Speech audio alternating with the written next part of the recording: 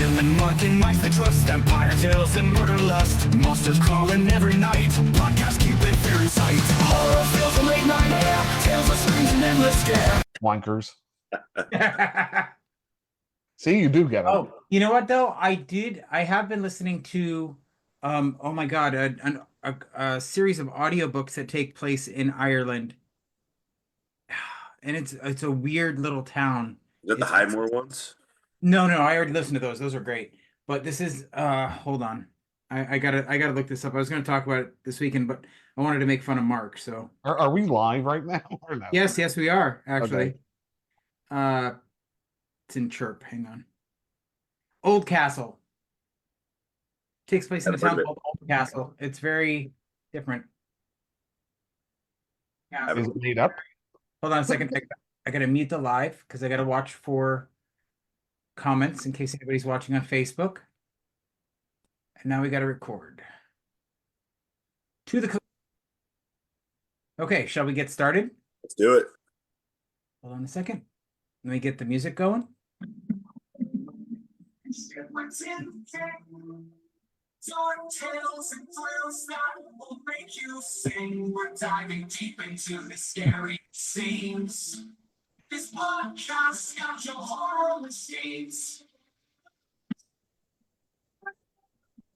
Okay. Hello. And welcome to Horror Movies and Shit. I'm your host, Jim. And with me as always is Tampa. Hey. Tampa. Hey. Mark.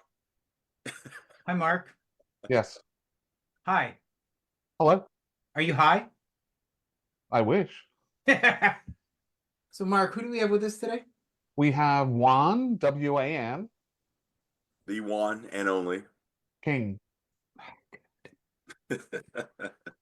We have the friend of the show, the only person that's had to put up with both of us Hi.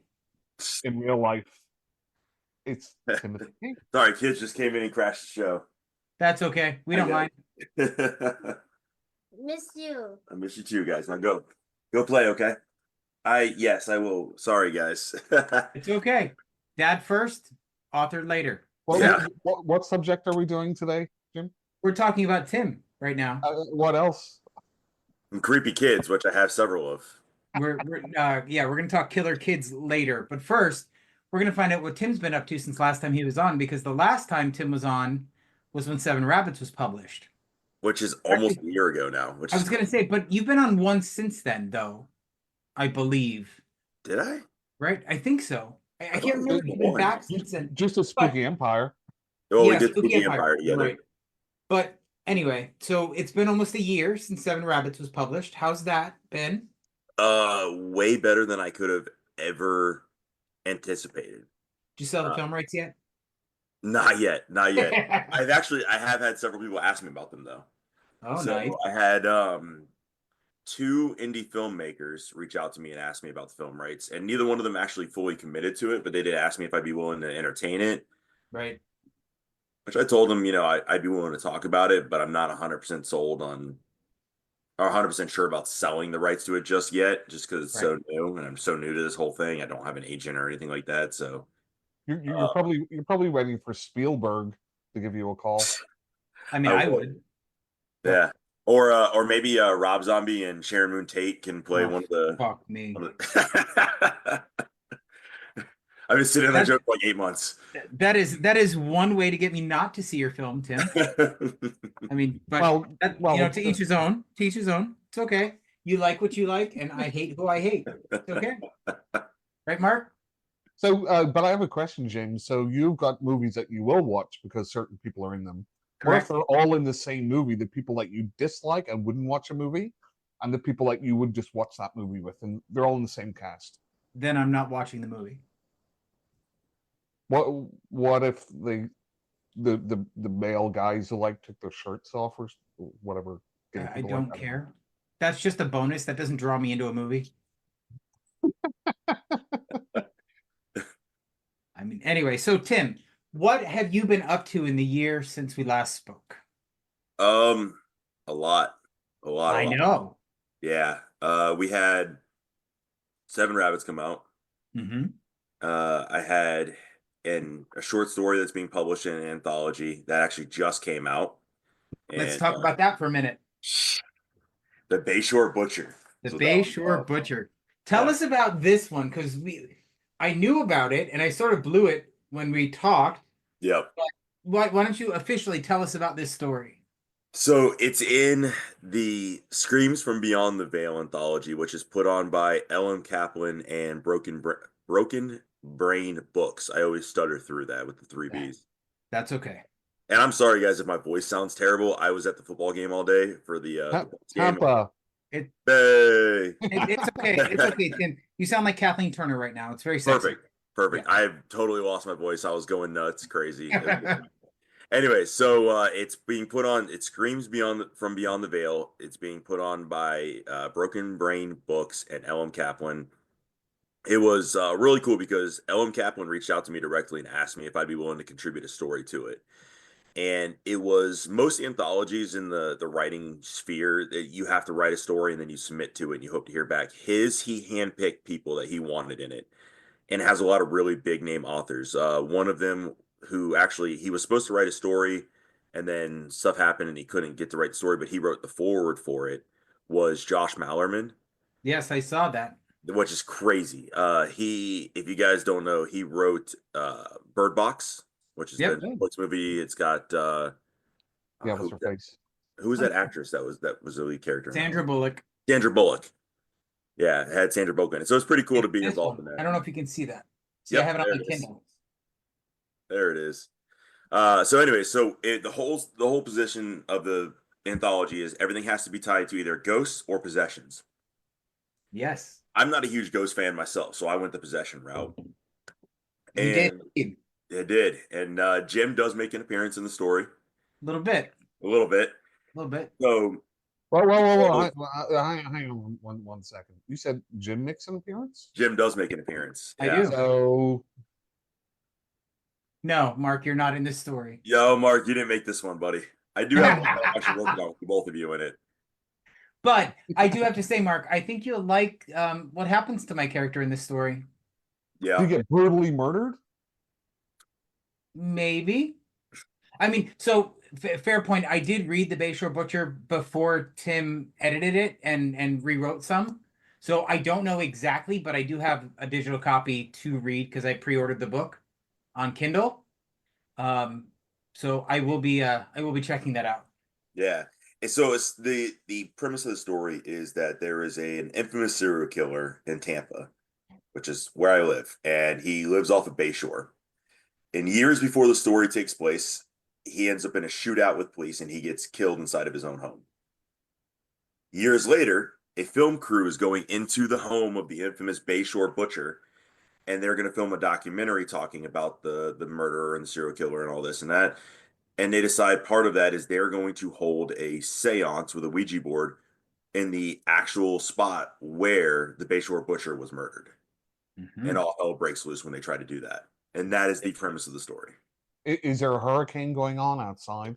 There is not a hurricane going on. I actually this is something that's probably still pretty far out, but I've started plotting it out. I am actually working on a slasher that takes place during a hurricane.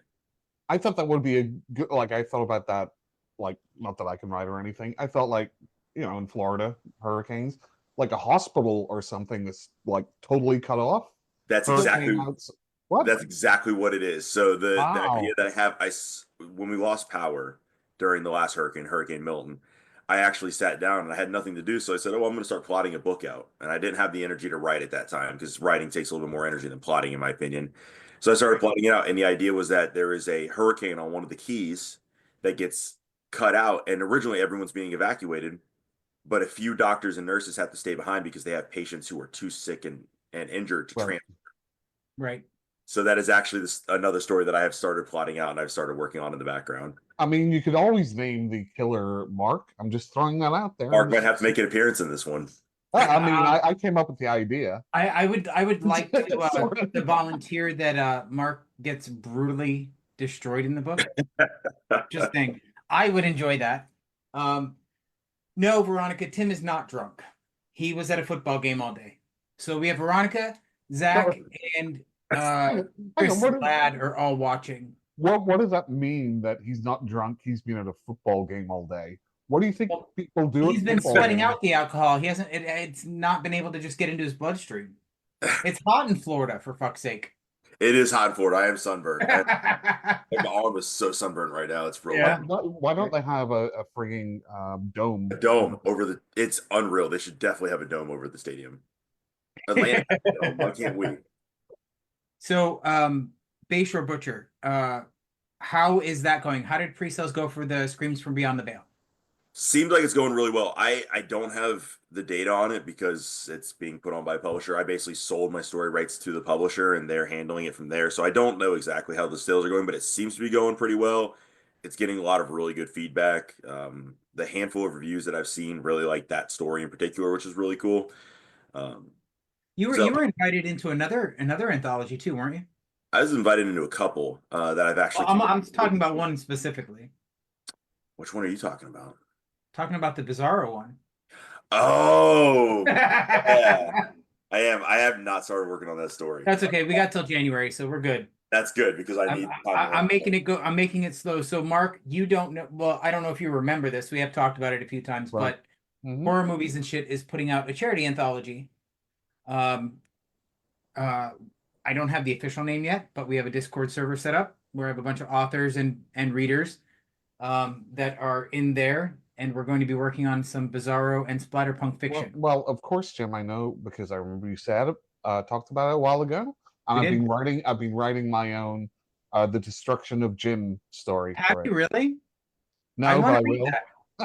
I want to read that. We can put it in the book. Don't you worry. It's got to be Bizarro and or splatterpunk.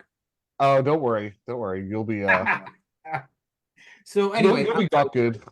I got sidetracked there, Tim. So tell us what else you have going on, because you have a lot going on right now. Yeah, there's a lot going on. So the Bizarro anthology I'm putting in a short story for. Still got to write that. I have I don't know what exactly she's calling it. Laura Bilodeau, who she wrote Dr. Grinshaw and Defeating the Moose.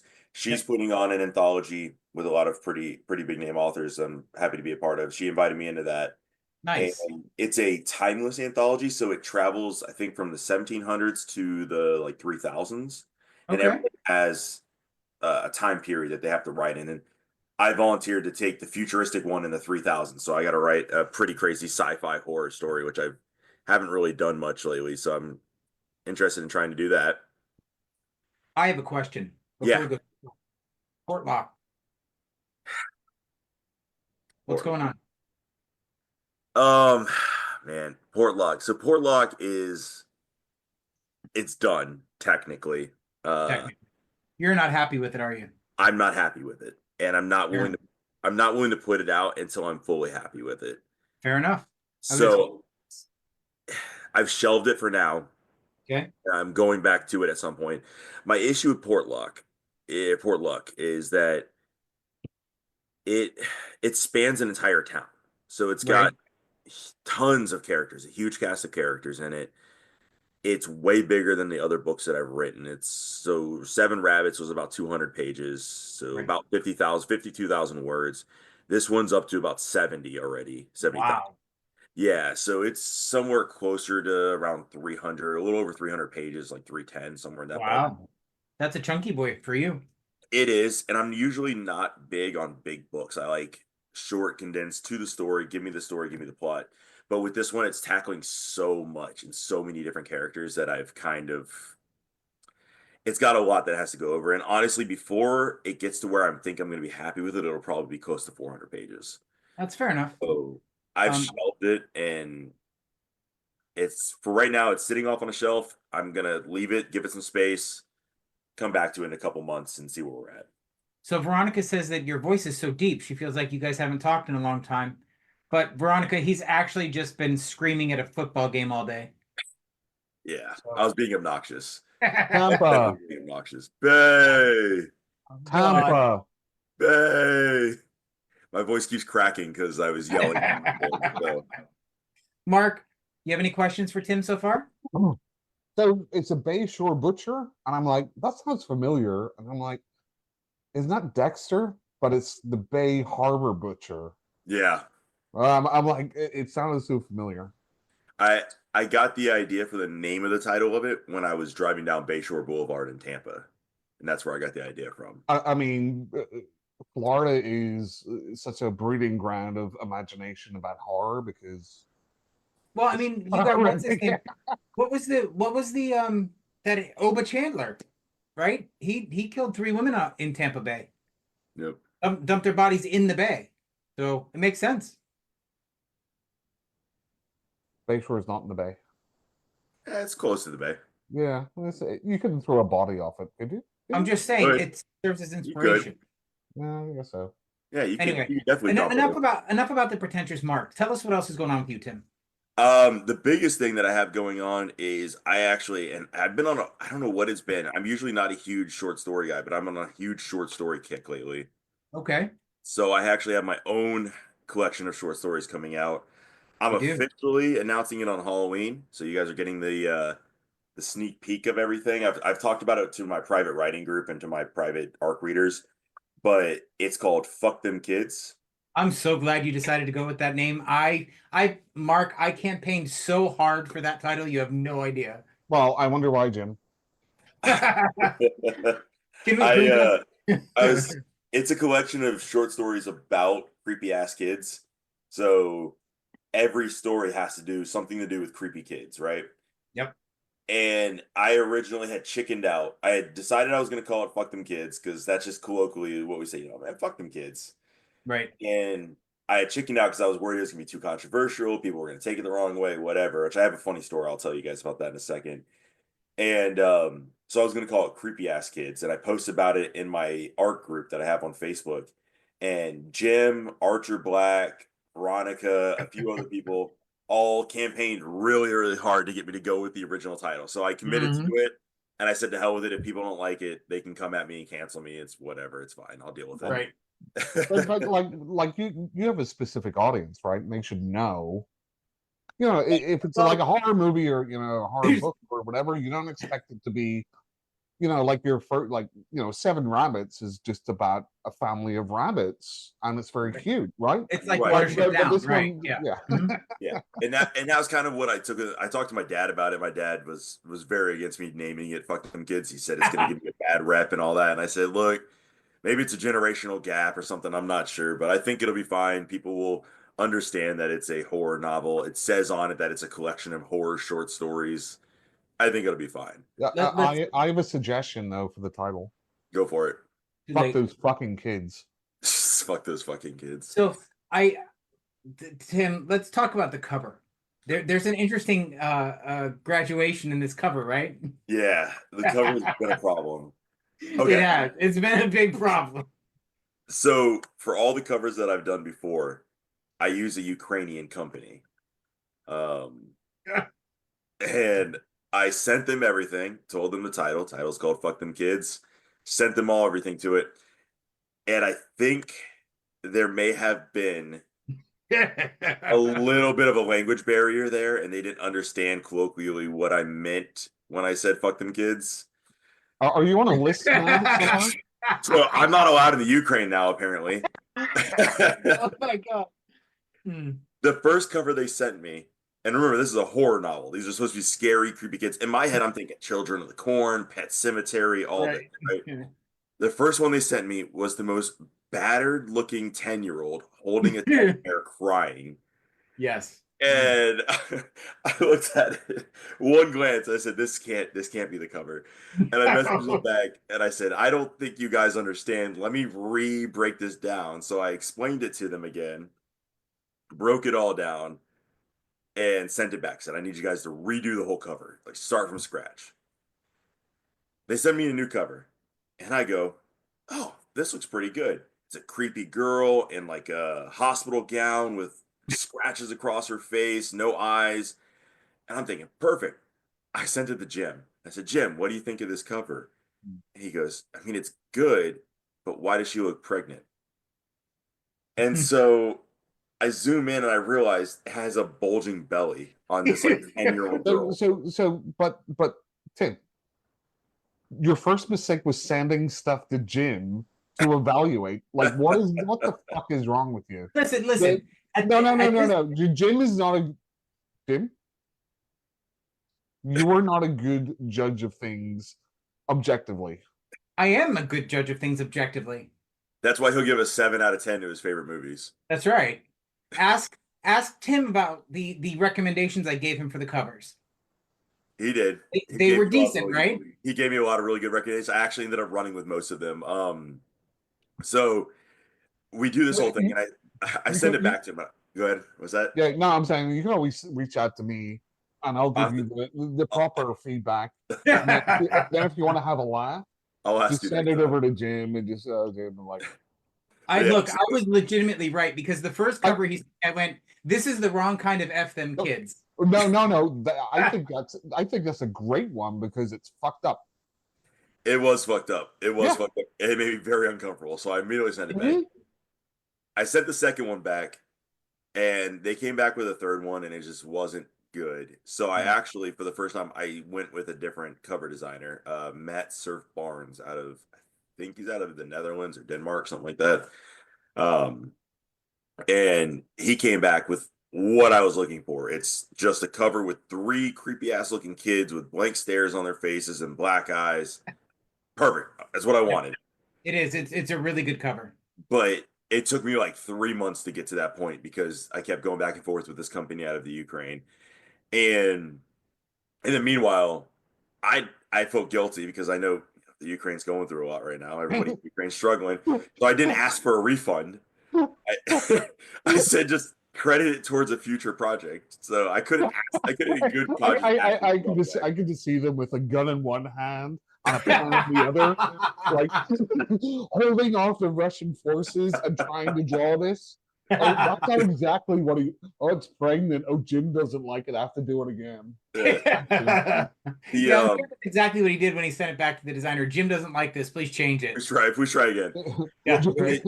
When they did Seven Rabbits, they had designed the cover before everything kind of went crazy with all that, and it took them a week to design the whole cover and get it back to me. And this time it took them. Each time I sent it back for revisions, it took 3 weeks, something like that, 2-3 weeks. And I just had to keep reminding myself, they're dealing with a lot. They're going through a lot right now. I can't be mad about this. So I mean, there was almost more like gun deaths over there than over here. Almost. Right, Almost. Yeah, sure. Boring. But yeah, so that's where we're at with that. That one, I'm officially going to announce it, I think, on Halloween. I'm trying to work out a few details on it, and it's not Amazon hasn't officially approved it for pre-order yet, but I think I'm going to announce it on Halloween to the whole world and then put it up on Facebook and all that, and then I'll update the pre-order links later. I'm aiming for, I think I'm going to have it come out on Christmas Day is what I think. Nice. Yeah. Yeah. A gift for are you gonna have a Santa story in there then? There is not going to be a Santa story. The stories range. So there's a couple possession stories. There's a story about, it's called The Children's Garden, and it's about a daycare where the daycare lady who runs the daycare went crazy and did a mass murder on all the kids in the daycare. And that one's pretty freaking graphic and hardcore. Jim will give that 10 out of 10, no doubt. I will. Yeah. There is one called. You know why, Mark? Do you know why? Yes. It's fuck them kids. Fuck them kids. Fuck those fucking kids. Yeah. my editor was editing the one called the Valley of Missing Children, and she said she was editing it before she went to bed, and then she went to bed and she messaged me again around midnight, 12:30, somewhere in that ballpark, and said, your story scared the shit out of me and I can't sleep, so I'm just going to keep editing it. And she said she tried to go back to sleep, and around 4 a.m. messaged me again and said she was having nightmares and her night was ruined. So talk about that. So you're going to put that on the cover, or like correct? Yeah, ruin my editor's night. Yeah. That one was pretty cool. There's a couple in there. There's one that kind of pays homage to The Children of the Corn and Lord of the Flies. It's got some references to both of those. Nice. And, basically, kind of a group of young boys, and they're around 10 years old to 13 in that age range. decide that they don't want to have adults around anymore, and they take over their town. There's one of those stories, and there's a wide variety. There's some slasher type stuff, ghosts, possessions, monsters. So, is there a good for them story? Like Firestarter, for example, where when Charlie goes nuts towards the end of the movie, like you're like, it's about time. No, kind of. The children's garden has a little bit of that. So, like I Okay. said, the woman goes crazy and commits a mass murder and takes out all the kids in the daycare. Yeah, And- we don't want a redemption arc for a creepy kid. They have to be creepy all the way No, through. but I really appreciate like a story like Firestarter or Carrie where the kids are abused or they're Yeah, you like downtrodden, that? You and then like they that, Tim? finally fight Can I back clip, and can I just clip that? destroy everybody. Like I Well, appreciate those kind of stories. I mean, that's virtually 90% of Stephen King's work. Yeah, that's true. That's Yeah. true. There's I mean there's a little bit of that, not a lot. Kind of like Mark said, it's more just focused on the kids being Creepy. creepy as shit. Yeah. Fuck them kids. Fuck Fucking them kids. Yeah, fuck them kids. So Tim, are you going to Spooky Empire next weekend? I'm trying. Or did we put you off for life? I mean, Jim, did Jim put you off for life? Yeah, I'm trying to make arrangements for it. My wife has never been to any sort of con or anything like that, Mhm. and my wife's cousin's really big into it. She's actually definitely going. Um, Well, that's cool. yeah, I'm trying to make arrangements. I don't know if I'm gonna make it over there with the kids and work and all the Yeah, other stuff going on. But when they moved it, it actually kind of worked out for me because I definitely wasn't gonna be able to make it before, and then they moved it because of Hurricane Milton, right. and maybe I'll be able to make it over there. At least one of the days I'm hoping to make it over there. So we'll see. Okay, very cool. We're going, or I'm going Saturday. I think Jim's going there for the weekend. Yeah, did Spook Cow already happen? I feel like Spook Cow Yep, happened already. Yeah, Spookalla happened. Yep, I missed I that. went to it. Yeah, I went to it. Was it It good? was good. Yeah, it was good. But they had like the cast of the boys there. Oh, that's cool. But the lines were crazy. I'm sure. I'm sure. Well, they just finished. They finished the last season just now, didn't they? Yeah, I don't know if is it the last season I thought it or was. I could be wrong. maybe I don't remember. maybe I'm not up to date on it yet. I've watched right. the first 4 or 5 seasons so Wait, far. sorry about that. What did I miss? We're talking about Spookalla and Spooky Empire. Spooky Empire. So Mark, are you jealous? Are you going to Spooky Empire? Yes. Great, good. I'll see you there. You know the difference, though, Mark? Because it's like this. Hi, I'm Jim. I have a press pass because I'm pretentious. Oh, look at me. I'm in the press. You have a fucking podcast with 3 viewers. Yeah. Jesus So fucking Christ, Jim. You call You me got a press pretentious. pass. yeah, You call me exactly. I got a press pretentious, pass, motherfucker. and I get to walk up to celebrities and talk to them for free. You could do that anyway. Nope, not true. Anyway, So Tim, are you hang on. Jim. So you had a press pass for the Miami thing, right? I did. Yeah. You want to see it? No, I want to hear what benefits it gave you. So I got to sit and talk for about 10 minutes with Sean S. Cunningham. We got to get in to see Terrifier 3 with Damien Leone and David Howard Thornton. So that was only for press pass? No, but it got us in. No, yeah. So you could just go in with other people that don't have a press pass. Sure, why not?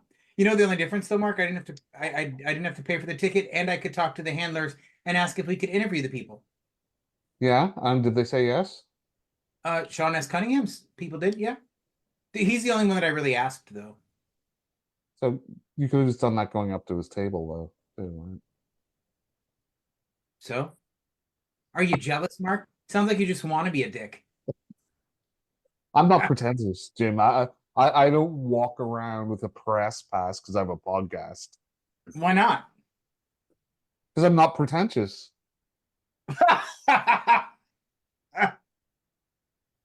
And by the way, Mark, you have alienated 3 of our listeners. Veronica's very salty right now. You mean our three listeners? That's what I just said. Yeah, that's only Veronica people is that very listen to. salty. She just put 5 salt shakers in here, so she's extremely salty, and it's all your fault, You know how mad you gotta like how bad you gotta be to piss off a Canadian? They're like the nicest people in the whole world. right? So, Exactly. What are you talking about? oot and a boot. Veronica, I'm sorry, I am not affiliated with this schmuck. No. No. Jim's his own company now with his own That's right. press. Veronica says, "How dare you?" with your mom giving you snacks in the middle of the No, that was my niece, not my mom.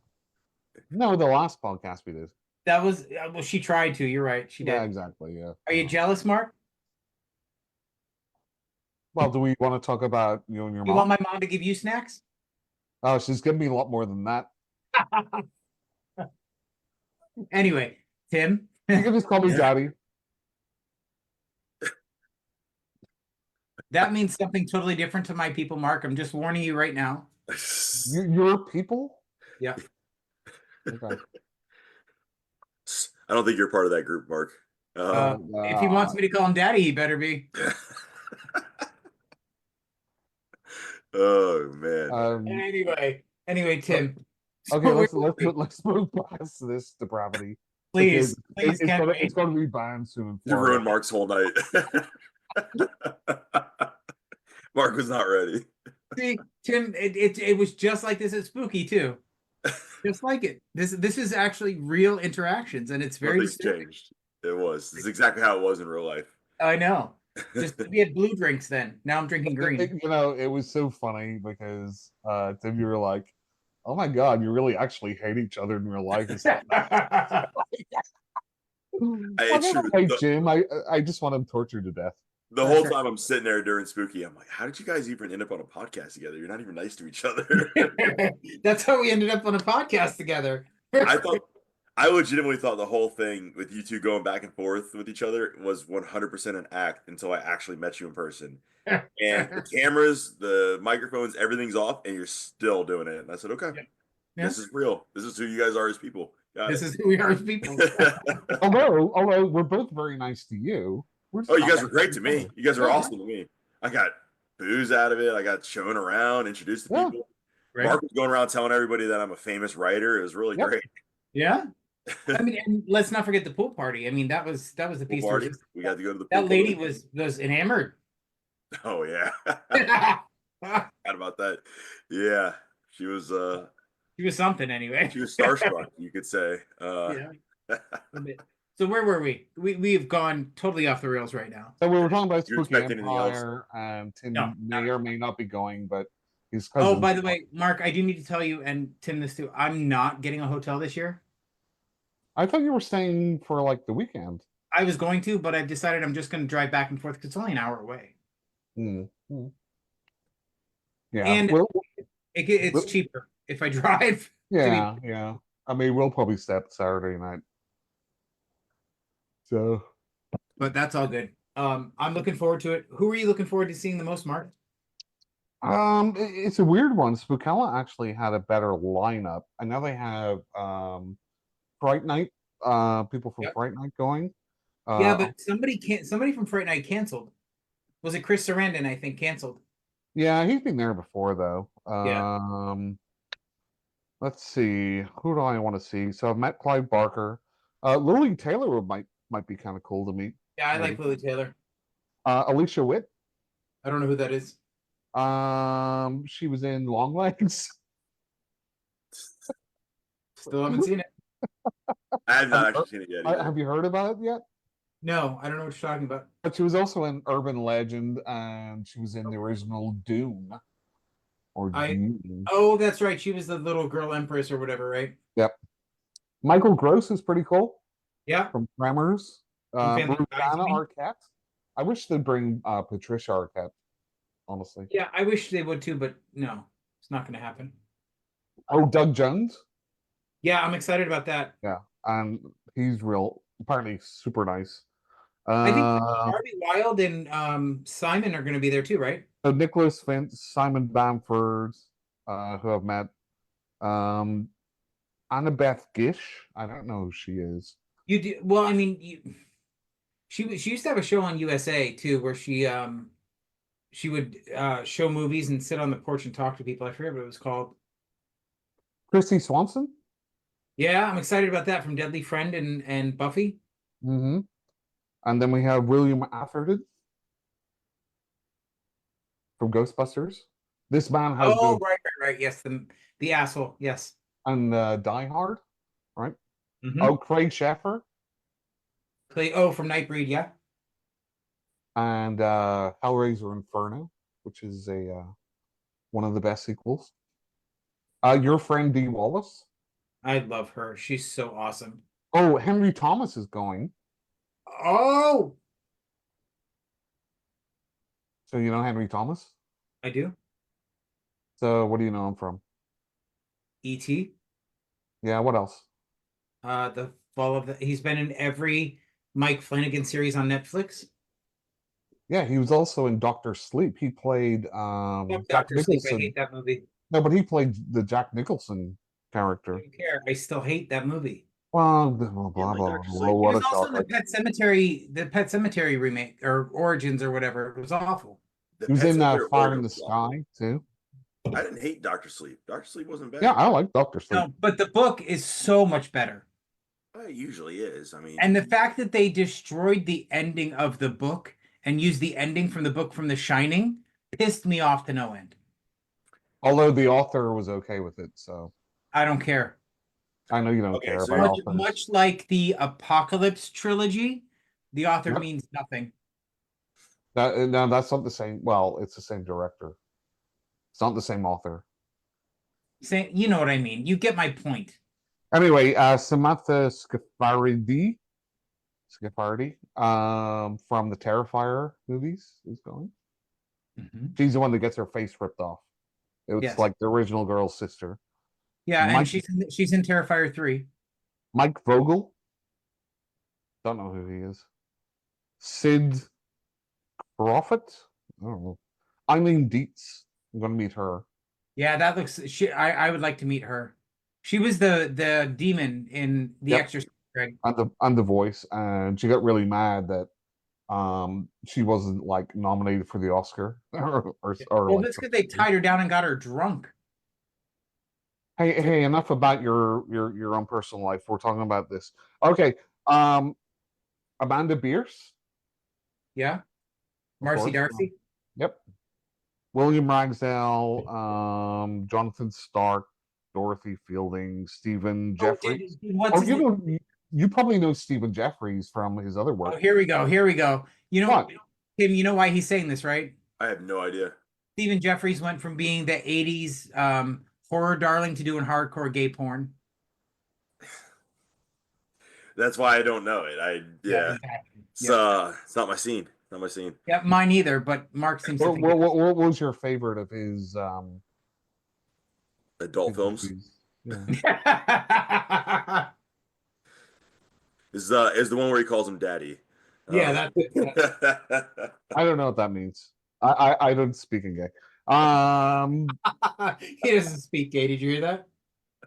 Yeah, I don't. Thanks. You Oh God, Freak has joined the building and he's using hashtag Jim Knowledge apparently. Jim, you'll have to bear with me. Bear. I thought you said you didn't speak gay. No, I got what's it called? Babel. A Bear to English Dictionary. Like Babel or whatever. Don't let him I'm lie. still only on the first week, so I'm just He lives trying. in St. Pete. He lives in St. Pete. That's like the capital of gay. Right? He's right next to Ybor City. Yeah, he knows exactly what's going on. Don't let him lie to you. I know. I believe Jim is a what do they call it? A bottom? A bottom is that how you pronounce it? Botan? Jim the Botan? Okay, I'm trying. I'm trying to learn. We appreciate the effort you're putting in. Yeah. Well, yeah, I know it's Thanks for the minimalism. I appreciate that. Okay, Mr. Botam. Jan and Sylvia Soska. Don't care. Christine, Elise, and Alex Vincent. I actually need to get an autograph from Alex this time because I keep talking to him, but I've yet to get his autograph. Alex Vincent. That's from Chunky, Elsewhere. right? Yeah. Yeah. He lives And in Clearwater. Christine Elise is too. She was Yeah. in the third one, right? Third or yeah, would have been the third. Yeah. Third, right? Because the second one is the military one, right? Yes. No, the third Um, one is the third one. Joe Lynch, director. William Forsythe, I met. He was nice. And then I don't know, some other people. Barbie Wild canceled. Yeah. But I met her. I met her anyway. She's nice. It's okay, Veronica. I know you're bad with names, but that's why you have us. Okay, Mr. Botam, what else? We're supposed to be talking about Tim's work, not your garbage. Well, so we're not talking about you. Correct. Okay, that's my garbage. Yes. So Tim, what Yes. else you got going on besides fuck them kids? The only other thing I've really got going on right now is actually stuff for next year. I have committed to 2 book signings, which is pretty cool. Nice. Are you Yeah. going to Books and Brews? I am going to Books and Brews. That was officially announced. I am saving up to go also. Awesome. We can travel out there together. That'll be a blast. Yeah, so that one's in McCordsville, Indiana, in the beginning of August. I think is when that one is, like August 3rd or something like that. Yep. And I had to keep it a secret for like a month because they made a whole big thing about nobody letting the cat out of the bag early. Right.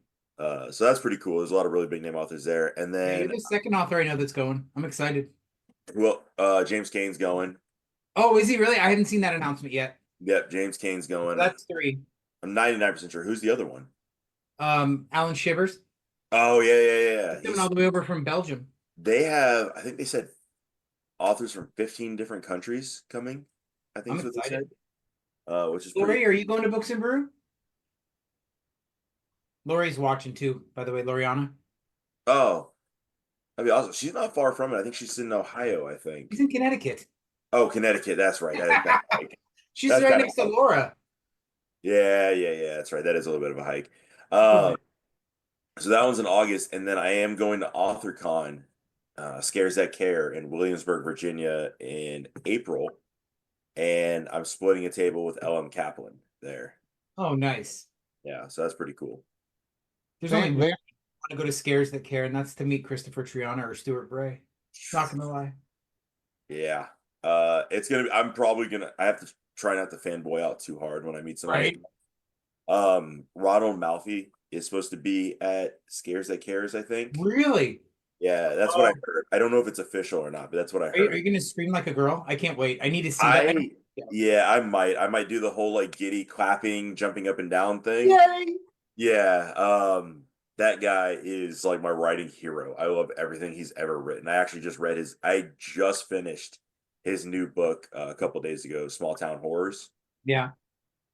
Amazing. It was a really good. All right, let me rephrase that. Like the first third of the book was boring as hell. I won't lie. A lot of setup. But the rest of the book was amazing. The twist was 100% worth it. Nice. Guy he's a writing genius, and I'm gonna have to like mentally prep before I actually talk to him to make sure that I don't fanboy out too hard and actually approach him as a fellow author. And can I make a recommendation? Hang on. So Tim, just mentally prepare yourself the way you did before meeting us. Yeah, that's exactly what I'll do. Yeah. That should work. Well, let me just make a recommendation though. Don't do what I did when I met Jennifer McMahon. Okay. When you I was introduced to her and I went, "I'm sorry, who are you?" And apparently she's got like 11 New York Times bestsellers. Ruined it right off the start. I was so embarrassed, but she was so nice. Yeah, I don't think I'll have that problem. I'm worried it'll go the opposite direction, and I'll be like, "Hey, can you please sign all my stuff? Sign my forehead. Here, sign my chest." Right. And then you can get it tattooed. Mm-hmm.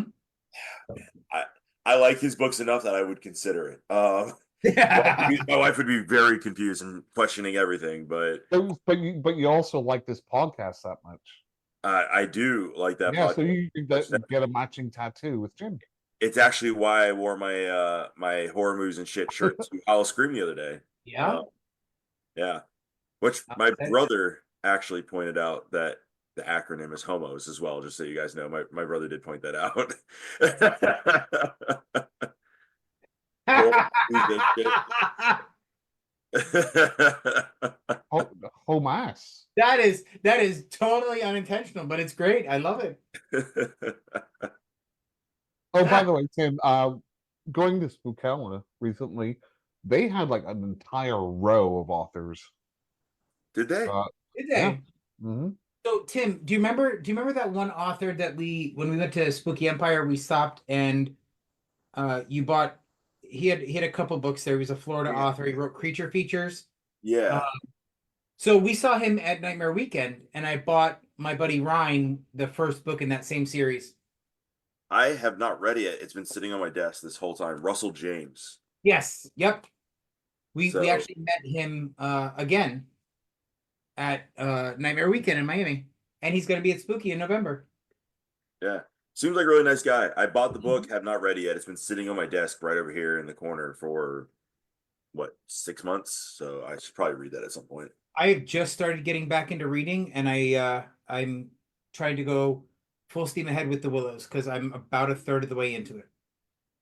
I've run into a really big issue where I'm having a really hard time reading physical books. Yeah. And almost, it's always been a thing where I've always kind of, in the last 2-3 years, I preferred audio slowly but surely. Yeah. And it went from being like 90% physical to 10% audio. And then it was 50-50. Now it's almost 100% audio. Yeah. I have a really hard time nowadays sitting down and physically reading a book. I have to be doing other things, driving, working, doing laundry, and I listen to the book is the way that I do it. So it's been really hard for me to read the physical copies of the books. I fall asleep a lot. I got 3 kids, so I'm always tired. And then the times that I would take to actually sit down and read, I sit down and write my own books. So it's kind of hard to balance all that out. JJ says he's in the middle of Hack-O-Lantern. He'll be back. I don't know what that means. I don't know what that means either. I don't know if that's a book or if he's carving up a jack-o'-lantern. I guess we'll find out when he gets back. So Veronica just brought up Cuddle Buddies by Harrison Phillips is coming to audio soon. I have the ebook, but I haven't. I started reading it, but I haven't gotten to read it yet. I haven't gotten through it yet. He wrote the one that you really liked was The House. What was Nope, that? that's Philip C. Harrison III. Oh yeah, I get those two mixed up. That's right. Yeah. He wrote Triggered, maybe? Is that what it was? Oh God, I hope not. I hated that book so bad. I could be wrong. Veronica would know. Veronica would know because we read that together. Yeah, I could be wrong. I always mix those two up as far as what they write and stuff. Philip C. Harrison. Yeah, he did. He wrote Triggered, and I hated Triggered. Yeah. Hated it. I don't think I actually Yes, he did. I think I read the first couple chapters and I don't think I finished it. Oh, it has a Sopranos ending, and I hate it. Oh no. So I think that's probably one of my all-time least favorite endings. Yeah. Is either Dream Sequence. I can't stand Dream Sequence. So then don't read Triggered ever. That kills me. That's just the worst. Nothing makes me madder than it's a dream sequence or it was all a dream. And I actually said this to somebody the other day. I wrote a short story in middle school that I found. Oh, hey, look at that. Love it. We've been visited by Art the Clown. There he is. He can't talk for the rest of the show now. He just has to sit there and wear that. Make hand gestures. My prayers have been answered. There it is. There's the hand gestures. God damn it. Oh God, it was Mark the whole time. Oh no. I'll take off this mask if I can. That was horrifying. So I'm sorry, Tim. I didn't mean to interrupt you. What were you saying? No, you're good. I was saying that I was talking to somebody about this the other day about endings, and I told them that I wrote a short story in middle school that I really, really liked, and it ended with it was an all a dream. So I feel like after middle school, maybe just leave it was all a dream trope. Yeah. I really can't stand dream or this didn't really happen stuff. That drives me absolutely crazy because it makes you feel like an idiot. Yeah. I feel like I get to the end of the book or the movie or whatever, and I'm like, well, that was a waste of 2-3 hours, whatever it Yeah, was. exactly. Yep. And I I'll mean, tell you it something makes else it, that really drives me insane. I have found something that gets me more riled up than sparkly vampires. Okay. The sparkly vampires from Twilight are not as bad as the rhinestone demons in Apartment 7A. Don't know that one. So, So Apartment 7A is the prequel to Rosemary's Baby. oh, okay. It's just as boring, but you have rhinestone covered demons. so Jim, why do you like sparkly, or why do you not like sparkly stuff? Is this, maybe something from your childhood you want to bring up? I don't know. Is a diamond ring did something when you were younger? I don't know. I'm just throwing it out. Maybe I don't know. Maybe I was assaulted with glitter or something. Maybe I got glitter Maybe, bomb age. I don't know. maybe in the movie theater. I doubt it was in the movie theater. That Hey, was little something. boy, you want some popcorn? You put your hand in. It's a glitter bomb. Glitter comes out if you touch it, if you eat the popcorn. Oh man. I'm so glad Mark is so comfortable joking about my trauma. But thanks, Mark. Appreciate That's the way for deal. That's how you deal with it, right? it. When you're Gen X, it is. They call it what, like trauma bonding. Yeah, trauma bonding. Trauma bonding. It's a real thing. It is. It really is. Not gonna lie. It's actually kind of it's a trope in James Cain's news story in Black Friday. Yeah, it is. It is. Yeah. Black Can I Friday. just say, I have never been so happy to announce my sexuality than I was in that story. That Mark, was did you read probably it the yet? most fitting final word ever. Mark, did you read the story yet? Because you're in it. Yes, yes. I'm the only one that actually had a good idea. No, you're not. No, I Because am. obviously No, a no, no. trap. Nobody would have thought that would happen, and it was the most uh the, the smartest way to get out of that situation without knowing.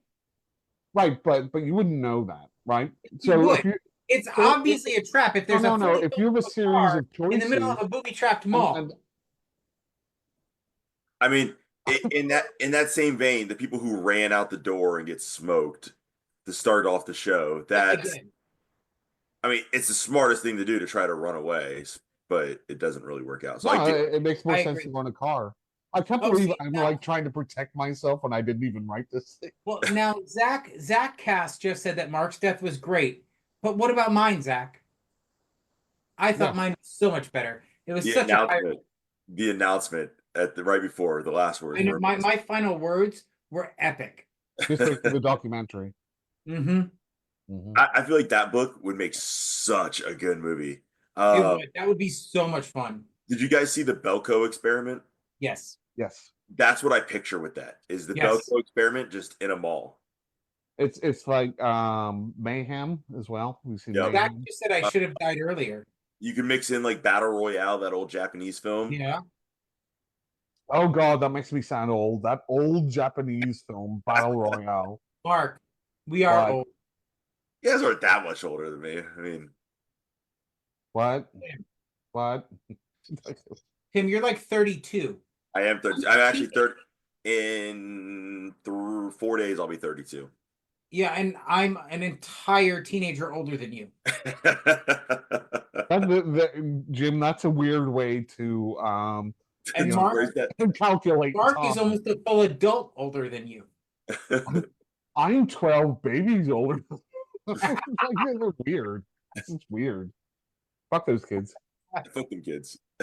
Exactly. But not like the Ukrainians were doing. That No. wasn't the right look. Yeah, no, that not like that. No, that was an entirely different F them kids. No. Okay, so Tim, what we should have done this in the beginning, and I do this every fucking interview we have. Give us your social so people can follow you. Yeah. So TikTok, Facebook, Instagram, Gmail, everything's Timothy King Author. That's it. So Timothy King Author at gmail.com, TimothyKingAuthor.com, Facebook, Instagram, all that stuff. And that's where everybody can follow you and find all of your announcements. What, and I have to ask this because I'm totally selfish. When is the next signed copy that I can order going to be up on your website? For anything, I don't care. So right now I have a few copies of Seven Rabbits and a few copies of Bury Your Demons up right now. That's right. I haven't gotten Bury Your Demons yet. That's the next one I got to order. Thank you. Yeah, I mean, so Bury Your Demons, I feel kind of bad selling that one by itself. It's actually the first story in the short story collection that's coming out. Fucking kids. Oh, then I'll just wait. No, I'm kidding. Yeah, the one thing. So I wrote it and published it as a. That's what kicked off the whole idea for the short stories. I wrote the story. I was in a weird headspace, and I was like, I'm gonna write this super jacked up story, dealing with. It is jacked up. It's a little messed up, yeah. Dealing with loss of a child and stuff like that, and it just I don't know why I was in a weird headspace for it, and then it kind of kicked off this whole thing. So I ended up publishing that one as its own standalone short story, and I had a few people reach out to me and said, "Hey, we really love the cover. I'd love to have that on my shelf." So I made a little short story. It's only 16 pages, so it's like incredibly short. Yeah, but it's like beautiful. a pamphlet. Yeah. So I will tell you the reason that I think I liked it so much is it reminds me of a TV movie, a made-for-TV horror movie that I saw back in the 80s called Don't Go to Sleep. I don't know if I ever saw that. So it stars Valerie Harper and Ruth Ann Gordon about a family who their oldest daughter dies in a car accident. Okay. Because her younger brother and sister played a trick on her, tied her shoes together, so it means she couldn't get out of the burning car. And then her ghost comes back for revenge. Okay. Yeah. Right, It had a very similar vibe, but I think that's why I liked it so much, because I've always loved Don't Go to Sleep. Right. If you ever want to watch it, it's on YouTube. You can watch the entire movie on YouTube. Okay. So then basically just tap into Jim's nostalgia and he'll love it. That's absolutely true. Absolutely. Because I only give it a 6 out of 10. Yeah, I mean, I guarantee it's probably Story of the year, 6 out of 10. What you can't find is the original ending that they aired online. Because originally in its first airing, the ending is different, and I will explain why after you watch it, because I don't want to ruin it, and a lot of people haven't seen it yet. But I will explain it at another time. Okay, cool. I'm about to go check it out. It will make you scared of pizza cutters and windows. Ooh, I like that. Oh. There's a story, a novella that was written by Asia Brita Guerrero that has scarred me when it comes to bread ties. You know, the little clips that you wrap that you put at the end of your bread tie. Yeah. Yeah. Is this butterscotch or no? This is Ditto. Yeah, I haven't read that one. It is a erotic what's the phrase? And JJ will probably be able to help me out. You might. It's Sapphic. Sapphic. Sapphic. Heavy lesbian, basically. Yeah, Sapphic erotic horror. Yeah. It was really good, and they do some incredibly creative things with bread ties. And Veronica said there's a corkscrew scene. Yep. And there's also an unwashed taint, which is 100% credited to me. If you actually read the appreciation thing, there's a quote in there that I helped her create the unwashed taint. So, yeah. I don't know how I feel about that. I don't know either. My name is what it is. That's true. That's true. I haven't got to that chapter in Babel yet, as far as what that means. So. Yeah, I read the book way ahead of time, and I was giving her some feedback on it, and I didn't mean literally an unwashed taint, but I was telling her that this scene where she's torturing this guy needs more description. I was like, tell me, describe the blood and the pain he's in. Tell me about his unwashed taint. And she took that very literally and put an unwashed taint in the story. That sounds like something Asia would do. Yeah. That's the name of my next metal band. Unwashed taint. Rock on. Rock on, Mark. Rock on. Oh man. Yeah. So that was So, Jim, did you want to move on to our topic of the night? No, Mark, I'm having too much fun talking to Tim. I don't need you. So fucking pretentious. Look at me, I- I got my press I pass. I love don't need to talk to you. Mark is so jealous of my press pass. I'm not. I'm making fun of it. I think I mean the lady doth protest too much, Mark. No, it's just funny to me. Anyway, so Tim, we decided in honor of fuck them kids, we're gonna talk about some fucked up kids. okay. Mark, do you have a list? I do. I mean, we could talk about movies or we could talk about real life. I mean, if you want to bring up your family drama, that's okay. Oh no. This was a big thing whenever I grew up in the UK in the 80s. It's called the Bulger Killers. Who And had it was had 34 minutes till we heard about where Mark grew up. oh well on the record. we had like 2 minutes before Jim was talking about oh I'm gay. Oh. Oh yeah, that was Nobody brought up, cares, yeah, Jim. right. Nobody cares. Mhm. Yes. He announced it in a book, even so. You're you're fabulous. Anyway, that was a very famous. Like whenever I was growing up, it was a couple of like 10-year-olds that kidnapped like a 3-year-old Oh, and then damn. tortured him to death. Yep.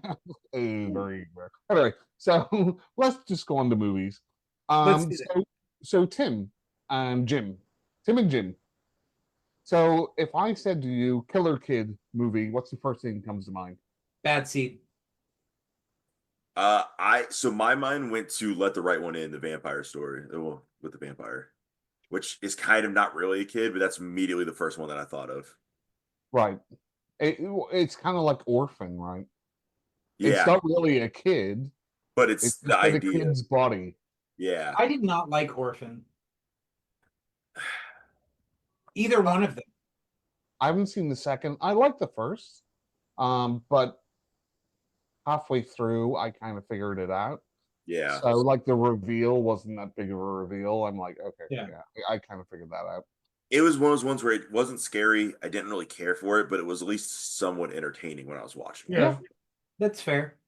And it's the What about the interloper bad thing. seed from 1953, Mark? Not seen it. What? What about you, Tim? Have you seen it? What was it? The Bad Seed. Bad Seed. No, I don't think I've seen that one. So the whole premise of the movie is nature versus nurture. Okay.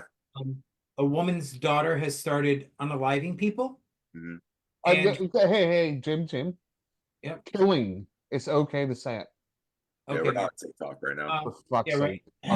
Unalive. So anyway, as I was saying, so she finds out through the course of trying to get help for her daughter that she is actually the daughter of a serial killer. So it really goes into the whole nature versus nurture thing because her mother and her grandparents and her parents have always been very kind and loving to her, yet her nature still appears to be evil. Evil. Okay. Well, I- that was, It's what was also that called? it's also the basis for the movie The Good Son with Macaulay Culkin and Elijah Wood. That was the Bad Seed. Yeah. I kind of feel like children killers are kind of the same thing as like killer puppets. Like because you could literally More pick vain. them up and throw them out the fucking window, right? Fucking kids. I mean, you could throw Chucky out the window or whatever. But I think where it's most. Go ahead. No, go ahead, Mark. I didn't mean to cut you off. That's fine. I think where it's most like if somebody said to me like killer kids, I'd be like Omen 2. Okay. Omen 2. Children of the Corn. Because it's a kid, but he's got that internal struggle where like he doesn't understand his nature, but he ends up killing people because he's Antichrist, and Yeah. then he ends up accepting it. But I think like the supernatural type of element helps the believability of a kid being evil. Yeah, but There was one that's like that on Netflix recently. What was that called? And the kid's convinced that he has to live in a bubble because he's allergic to the outside world. Blowing the bubble.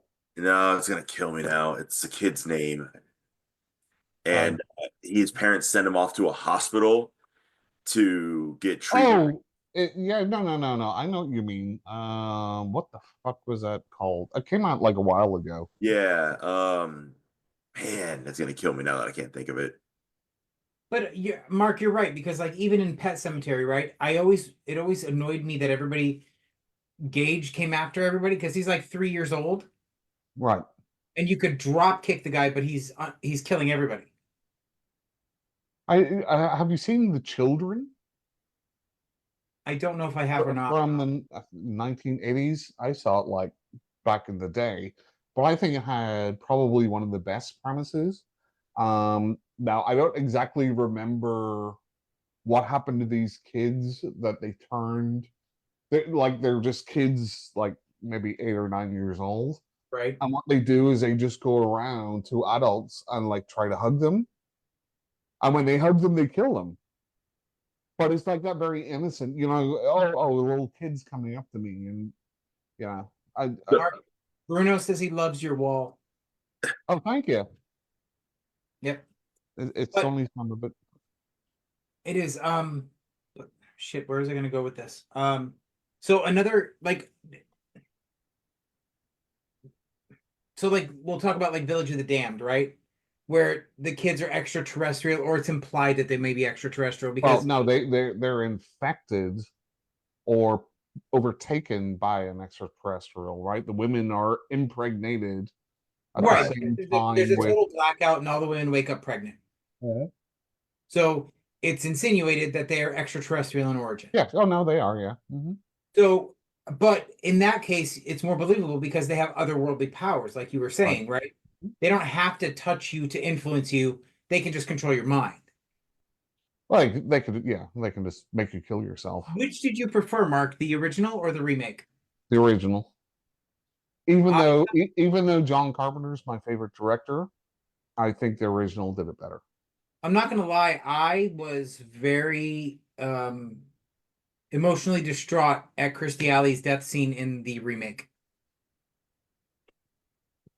Yeah, I mean the remake's good. Don't get me I don't think I wrong. ever saw the I remake for it.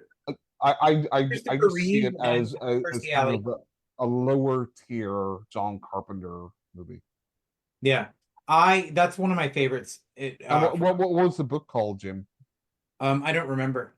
It's called Fuck Them Kids. Fucking kids. That was called The Midwich Cuckoos. Ah, I did not remember that. And do you know why it's called that? No. Because cuckoos are a bird that goes lays their eggs in In other the birds' nests, yes. and they have to take care of them. Yes. So yeah. I mean, they don't have to. They could just yeet them out of the nest, right? No, but they generally do. Hit Or him with else the there's old no more Edis Deletus. Yeah, exactly. Yeetus deletus. How about Eden Lake? Would you guys consider that one to be scary kids? They were more teenagers, but Yes. So I don't care. Those kids were brutal. yeah, they were.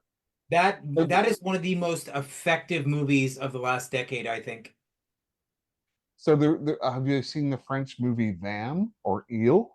No. It's the same. It's kind of the same premise. Veronica keeps bringing up Sinister 2 as a fuck them kids movie. Sinister Not, 2. I haven't seen Sinister 2. I don't think I've seen it either, Veronica. I know I've seen the I've first. seen that one either. The first one, yes, I totally get. I didn't even know there was a And I'm second. assuming the second is similar. So I'll have to look it up. I don't remember. then you can have like the whole Sadako, right? Yep. Kyako, well, not Kyako, but like the little boy in Ju-on. Yes. Like the Japanese little kids that are. The Grudge, basically, yeah. Right. Yep. Mhm. So Bruno wants to know which is my favorite Children of the Corn adaptation. I've only ever seen the Linda Hamilton version. I've not seen any of the others. That was the 1984 one, I think, right? Yes. Yeah. And there's like 100 Children of the Corn movies. Yeah, it's like Amityville, right? Where at this point we have Amityville Bukkake. Oh yeah. How crazy Amityville in space. I haven't read that yet. I House do in want to read space. that The tagline on that book is "That's not blood." though. Oh man. When we were at Spooky Empire, there was somebody there from the 1984 Children of the Corn. Yeah. And Mark, you met somebody Yeah, because you met them. I have a picture of you with them Yeah, in I my met phone. one of the guys who's also in Return of the Living Dead. Yep. So I got him to sign my Return of the Living Dead. So Bruno, Okay. Can we just all agree? I mean, we have like, Linda Blair in The Exorcist, right?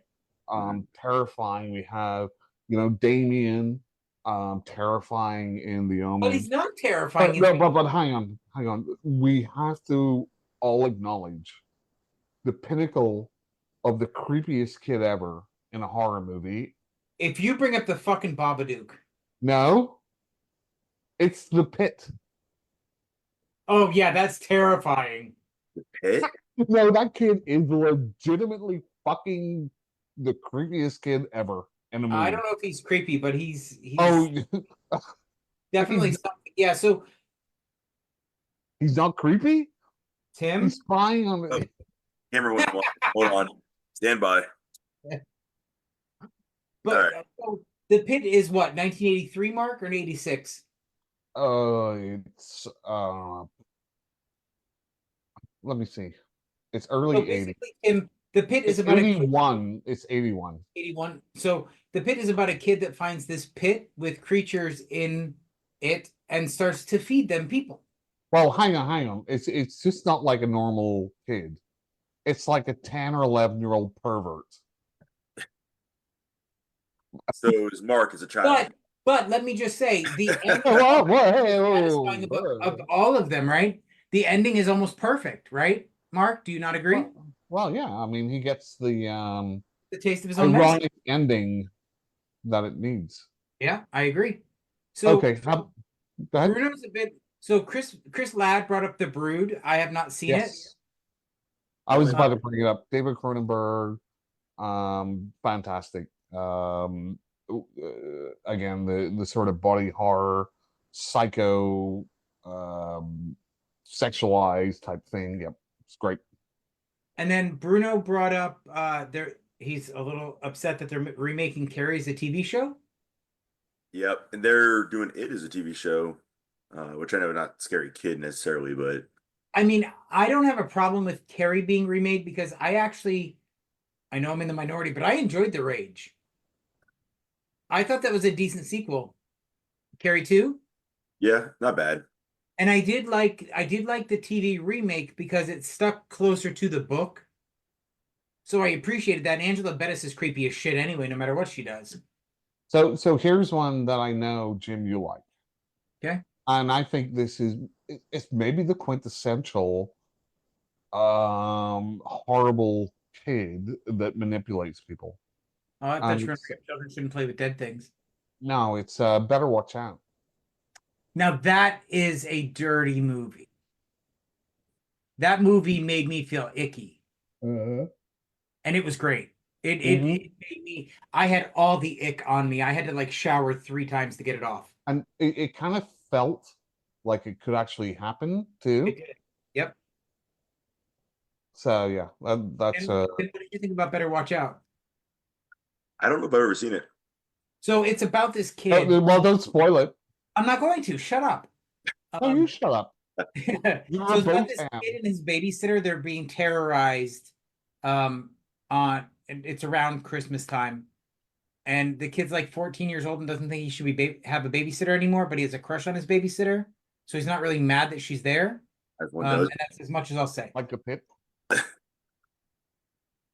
But I had the ick on me hardcore when that movie was over. And that was which one was that? Better watch Better out. watch out. Better Watch Out. It was Okay. released in the UK as the title is Safe Neighborhood. Let's see. I'm looking it up right now. Okay, so that wasn't even that old. That was 2016. Yep. Okay. And the girl in that is the girl in something else.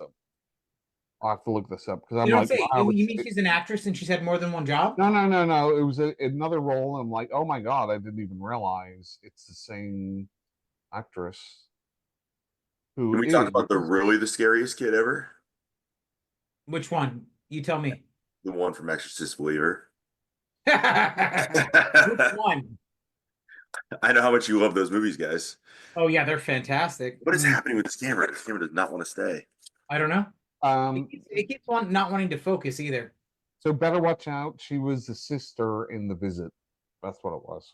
Oh, right. I would not have recognized her. You're right. Yes, Exorcist Believer is maybe the pinnacle of horror movie making, horror movie storytelling, horror movie acting. And why it didn't sweep the Oscars, I have no idea. The cohesiveness of that story. I mean, it should have been. Right, it was. Yeah, it makes so much sense. There were no questions. Everything made total sense, and it was all totally believable. That's why they called it. And you know what? It's one of those horror movies that brings people together, right? I mean, that's the point. We can all have different opinions, yelling. It's amazing and whatever, but we can all sit around to kids and yell at them. Right? Yeah. I mean, it was, and that's okay. You got to think about how much more dangerous that demon was than the demon in the original. Oh, Exorcist. Yeah. Because the original Exorcist, all it took was a couple of Catholic priests. This one took like Catholic priests and non-denominational, and okay, all joking aside, the priest's death in Exorcist Believer was beautiful. Was pretty good. That was pretty good. That was pretty good. It was bullshit. It was bullshit. No, it's just like, oh, hey, remember The Exorcist? Remember whenever Burt Dennings apparently got his head twisted round? We're just going to show it on camera. Yeah, I was happy with it. It just made whatever. You're very big. Anyway, how about It's Alive? It's Alive. Oh, I have the box set. I haven't seen that one either. Oh, that's the little one that's it's like a little monster thing that it's a baby. Yes. Yeah. My favorite is Island of the Alive. Oh man. I can't remember. I know I've seen it before, but I can't really remember it. Let's see. There it is. Yep.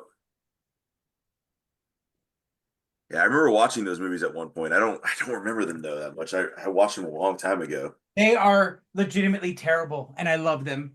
They're right at their Ken Waters basket case. But you could almost like make like different subgenres of creepy kids, like babies, and then from like 3 to 10, and then like 10 to 16 or whatever.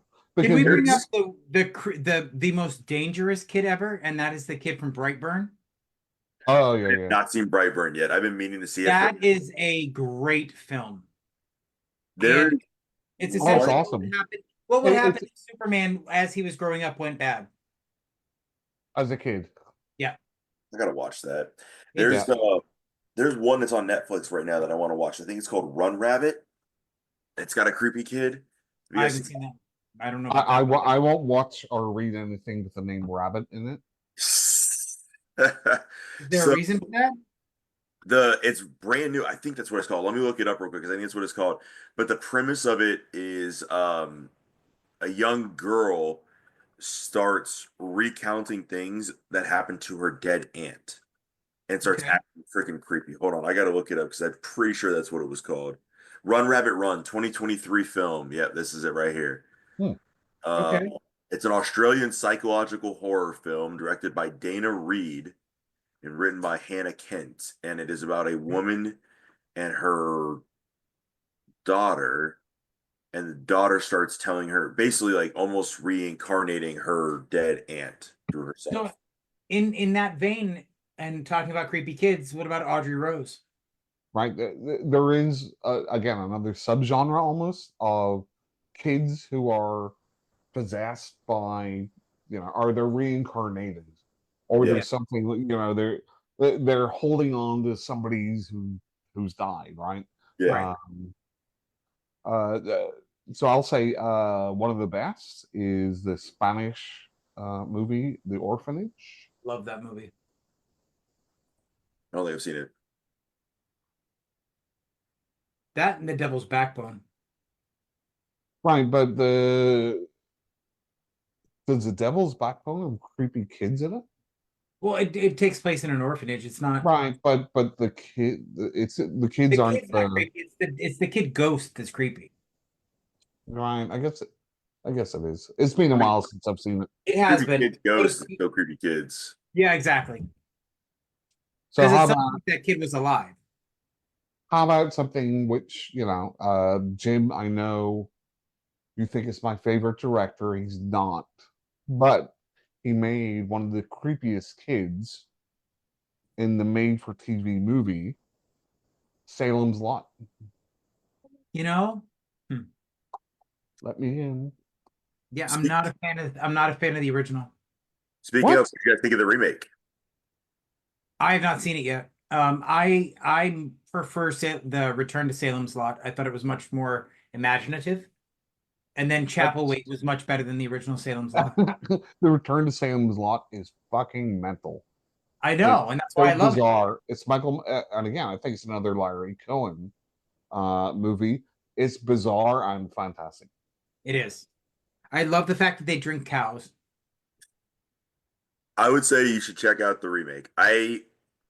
Was it like amazing? No, it wasn't like the greatest horror film of all time.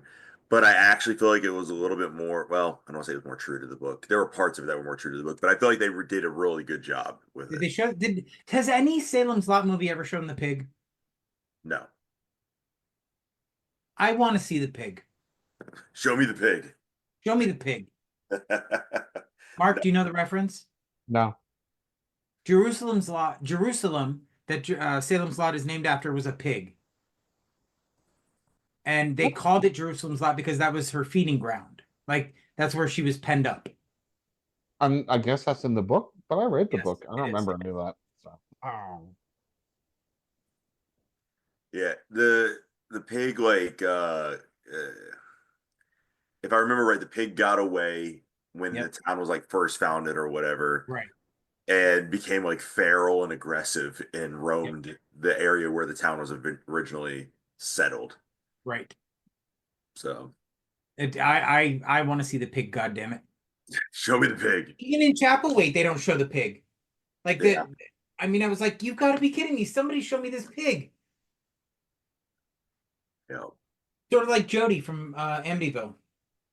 I wanted to see the pig. show me the pig. That's gonna be Jim's new catchphrase. That's It's right. gonna be, show me. Show me the pig. It's like Jerry Maguire with "Show Me the Money." Yeah, Yeah, show me the With pig. "Show Me the Pig." Show me the pig. Show me the pig. God. Bob.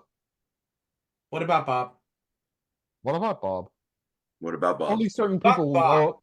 Only certain people know about Bob from Lucio Fulci's movies. I don't know about Bob. Like House I by the was thinking Bill Cemetery. Murray, and what about Bob?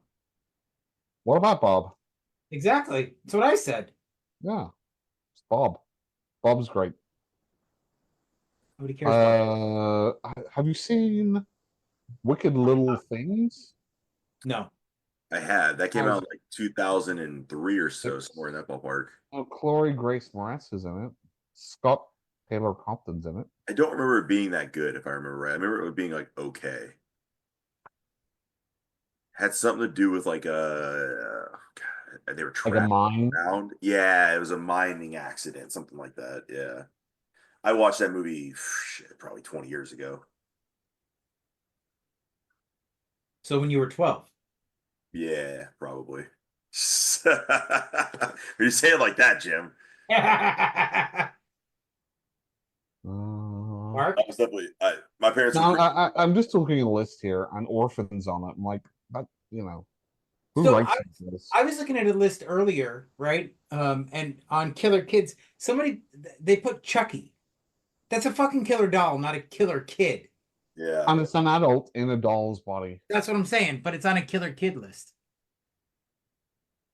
Mikey? Good ones. Let's see. So Oh, Brightburn. actually, Lawrence is in this. Oh, Good. Mikey? You seen Mikey? Has anybody seen Benny's video from 1992? I have not. I have not either. I was the year I was born. So is it My age.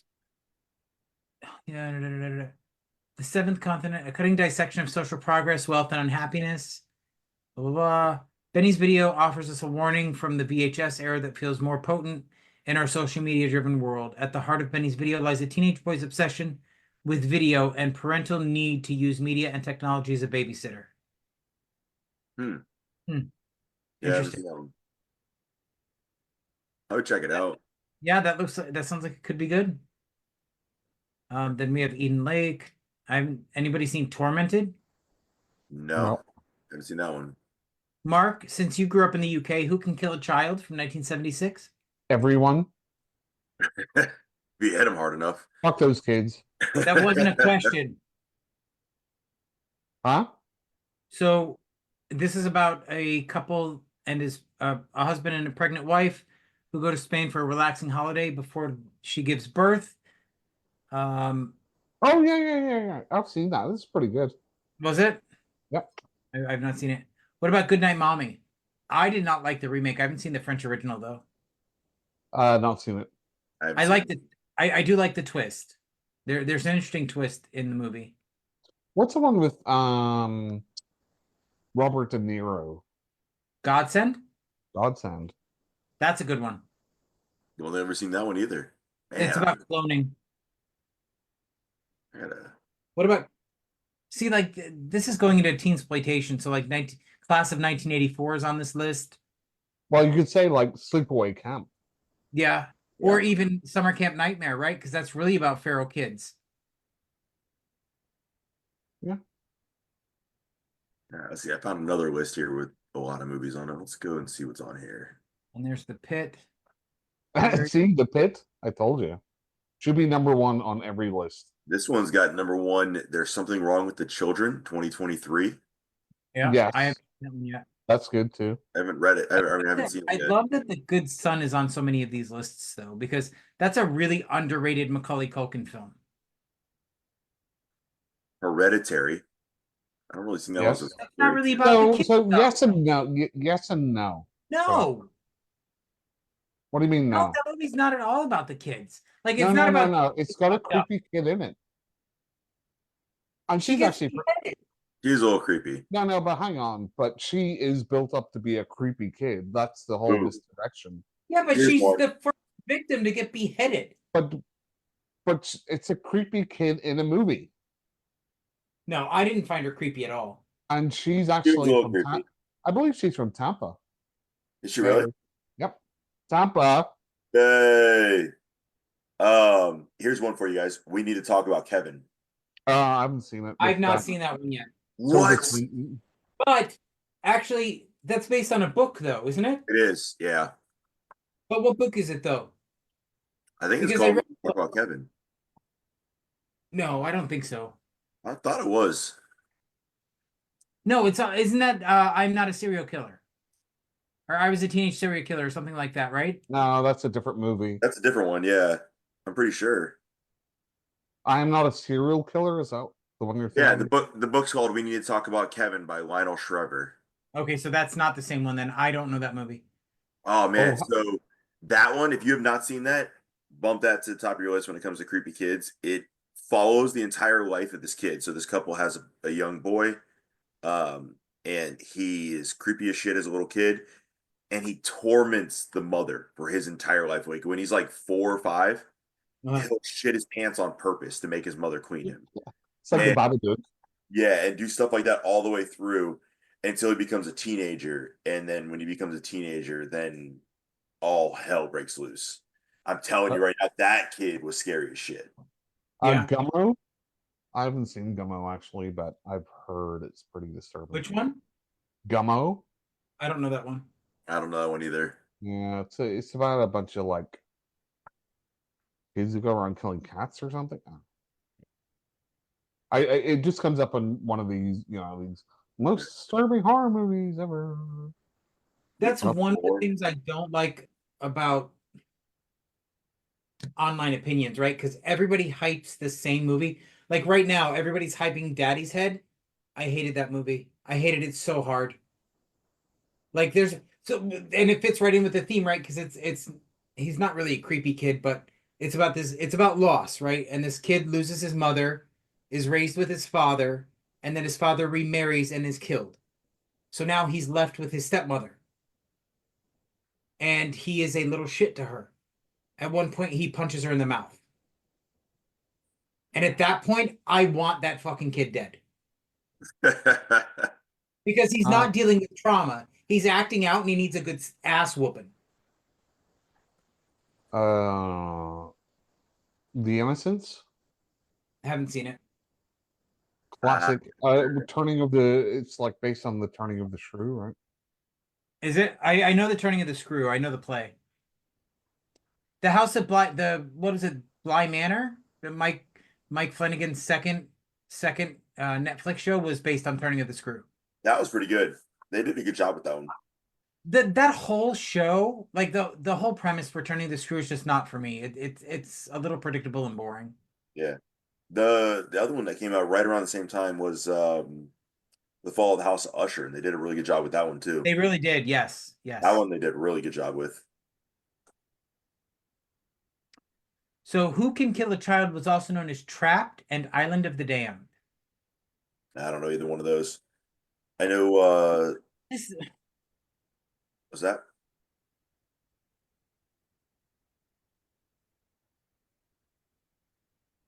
Yeah, I don't know either one of those. I have to check that one out. That one, you said that one came out in the 70s? 76, yeah. Yeah. Which coincidentally is the year I was born. So here's another one. If you like Jodie Foster, the little girl who lives down the lane. I haven't seen that one. Right. So this is an early Jodie Foster film where she runs afoul of a perverted neighbor. Okay. And decides to take revenge. It was I like Jodie Foster. Jodie Foster's good. Yeah, it was this is when she was in her heyday for sure. Yeah. Children Shouldn't Play with Dead Things is another one that gets a little weird, but that was extremely low budget, so it's kind of eh. I don't remember that one either. I don't think I've seen that. It's from the early 80s and it's very, very low budget. There was another low budget one that I remember watching a long time ago, but I can't remember what it was, and it was pretty extreme if I remember right. Yeah. Don't remember what it was though. I don't know. And I'm still bothered by the fact that I can't remember what the name of that movie was, where it was a Netflix movie, and the kid was allegedly allergic to the outside world and he had to be in a bubble.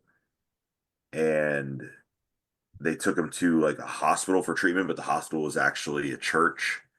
And his treatment wasn't exactly what it's made out to be. And I cannot think of the name of that movie. It's going to bother me now so much.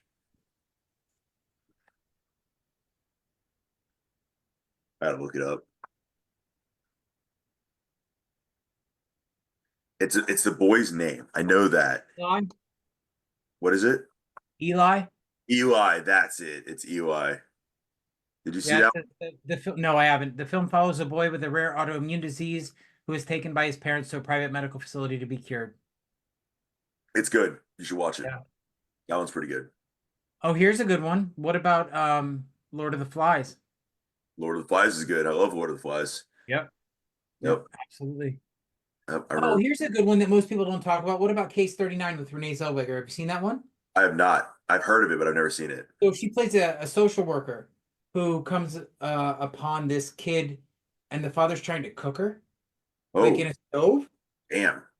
So she tries to rescue her, and gets a little more than she bargained for. Dude, and that's another one like Dark Water with Jennifer Connelly, right? Yeah. Which was a remake of a J horror movie. Again, creepy kids. She winds up having to be mother to a ghost. Yep. In order to save her kid. Kind of like what was oh man, The Sixth Sense. I See Dead People. Yeah. Right. Same idea. Here's one. What about Before I Wake? Did you ever see that one? Is that the one with the Canker Man? Yeah, the Canker Man. That was amazing. My nephew saw it on Netflix and told me about it. He kept saying, "Uncle Jimmy, you have to watch the Canker Man." And I'm like, "What are you talking about?" Dude, that one messed me up. That one scared the shit out of me. Good. But I mean, then you can go with like Dreamscape, right? Wait, that was creepy as shit. Yep. It kind of opens up a whole thing there. You got I think what are some other ones in that kind of same vein? I don't know. There were some good ones. I like those ones. Let's see. Supposedly there's one that just came out on Netflix called Deliverance. I haven't seen that one yet though. Yeah, but that's not about the kids that being creepy. Oh, it's not? I thought it was about the creepy kids. No, it's really not. It's about a dysfunctional family unit And to be perfectly honest, the only thing creepy in that movie is Glenn Close's face. I don't know what she's done to herself, but she looks awful. Not good. It's not good. Yeah. Yeah, that was. I haven't seen that one yet. I'm trying to think of some other ones. James Hill said that Eli was great. UI was He great. He also said Case 39 is super creepy. And Veronica says Mark has now become a ghost. Mark is the ghost from Case 39. And Veronica has just quoted the most problematic line from The Deliverance. I haven't seen it, so I don't know what it is.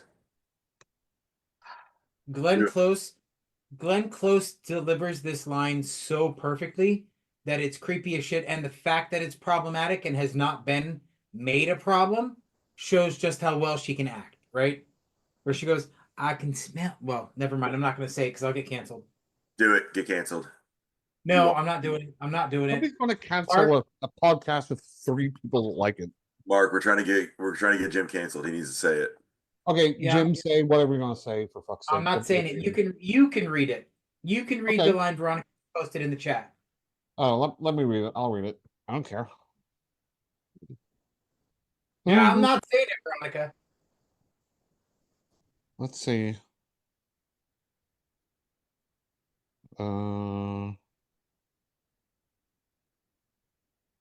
I just see, where did Mark go? He's the best.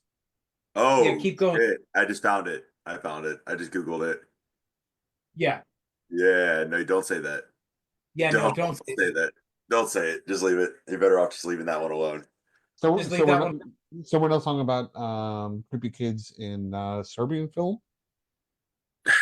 And how long's it been? We made it an hour and 40 minutes before Mark brought it up.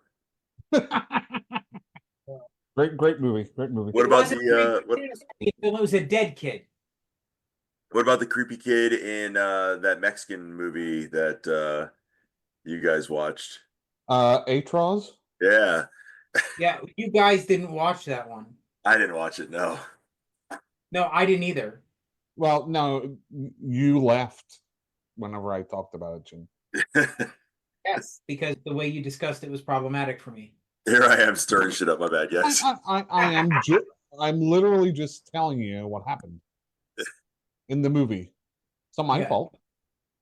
It is though when you don't stop when I ask you to stop. That line in Deliverance. Oh, grow up. You're all right. Words won't hurt you. That was a bit much. Okay, here's one for you. Creepy kid. Movie's not about the creepy kid, but the kid creeped me out. Was the dueling banjos scene from Deliverance. Yeah. The kid just sitting there staring off at him, and then when he's sitting on the porch. Not about the kid. That kid scared the shit out of me for some reason. Because he looked kind of R, I guess I have to say, right? I can't see the word. Another creepy kid in Late Night with the Devil. There was a creepy kid with Late Night with the Devil. Yeah. And she was perfect, right? She stared just a little too long. She was a little too focused in parts, and then a little too distracted in others. And she was perfect at it. Yeah. I've got 2 more off the top of my head. Have you seen Wakewood? Have you seen Wakewood? No. Which is an Irish, or set in Ireland. It's a Hammer horror film from, I think, like 2010-ish. Okay. And it's basically like Pet Sematary. Okay. And probably the scariest kid of all is the baby in Dead Alive, aka Brain Dead. I love that baby. Baby all day. That kid I would like. I mean, nothing can really prepare a lot of people that don't watch horror movies for what happened. Like him kicking that baby around the playground. So here's one that pays homage to Mark's homeland. Oh, The Changeling. What is it? Oh, fuck you, ball. God. Sorry, what did you say? The Changeling. Oh yes, fantastic! With the Oscar-winning, amazing actor, R.I.P. George C. Scott. Absolutely amazing one-note actor. Yes. They just did a did you guys see The Hole? I have not. The whole. I'm pretty What sure it's about called The Hole. I know about it. I haven't seen it. So essentially the same concept. A woman moves to Ireland and her son starts acting strange after going outside to play one day. And she starts investigating and she finds a massive hole in the ground just outside of her house, like in the property line. And the kid is creepy as shit. So that one's pretty good. Yeah. The movie itself was but the kid was creepy. Fair enough. Yeah. Mark. Jim. Mark. Jim. What have you watched this week? Well, how am I watched this week? I don't know. You tell me. I asked. No, just hold your horses. Jeez, fucking Christ. I don't have any horses. I know what I can hold here. No. Put it away, Jim. Nobody wants to see it. Nobody's a microscope anyway.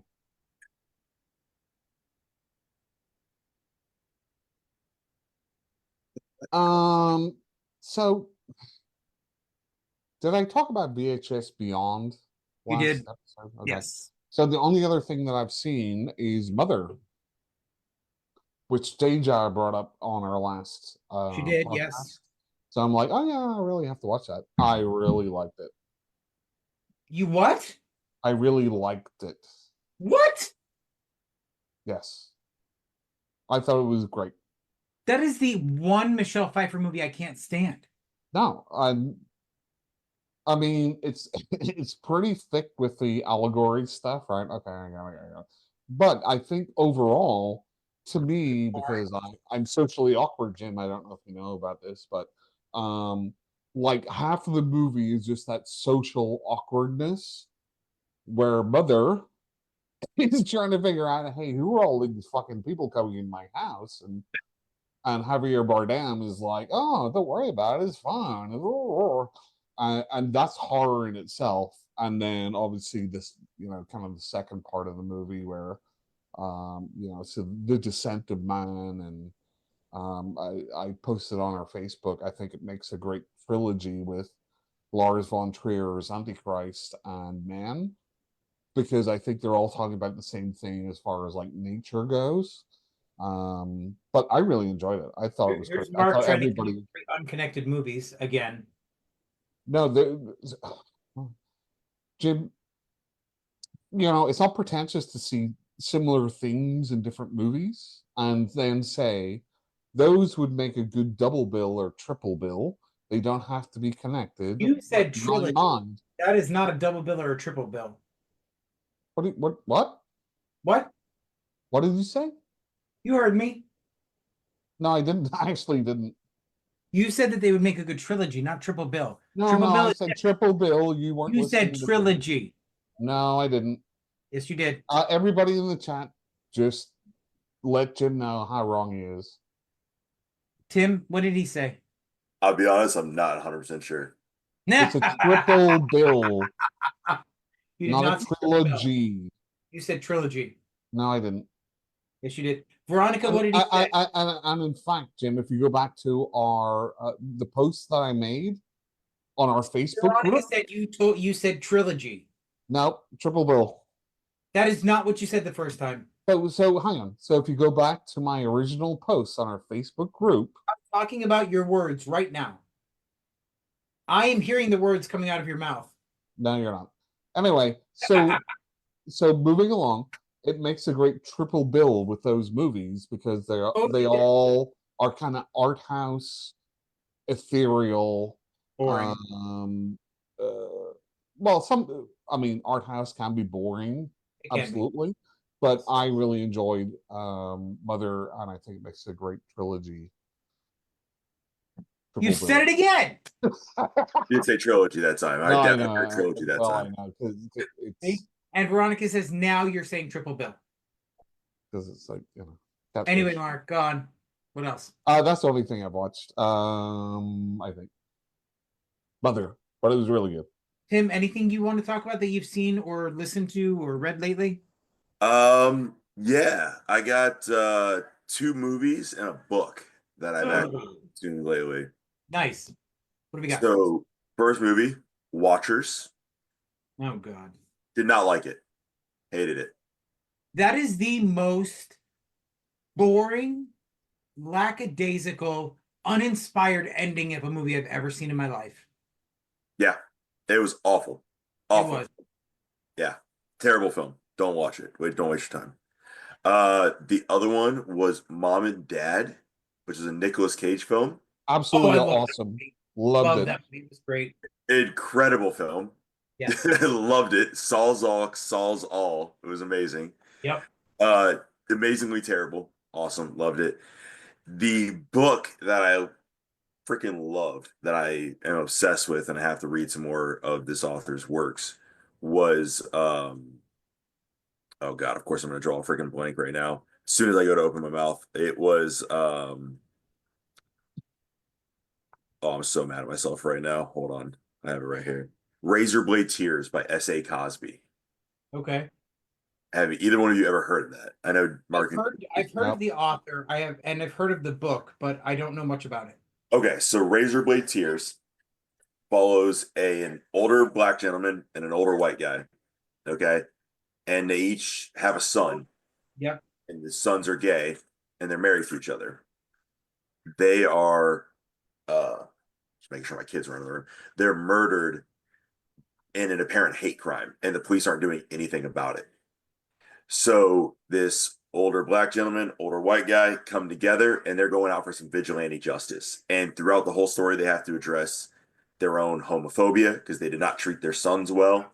They have to address their racism and bigotry. They have to address their past because they both went to prison and have all these problems. And also, fantastic freaking book. I cannot recommend that book enough. I'm gonna buy everything this author ever writes if it's anything like that. So, Nice.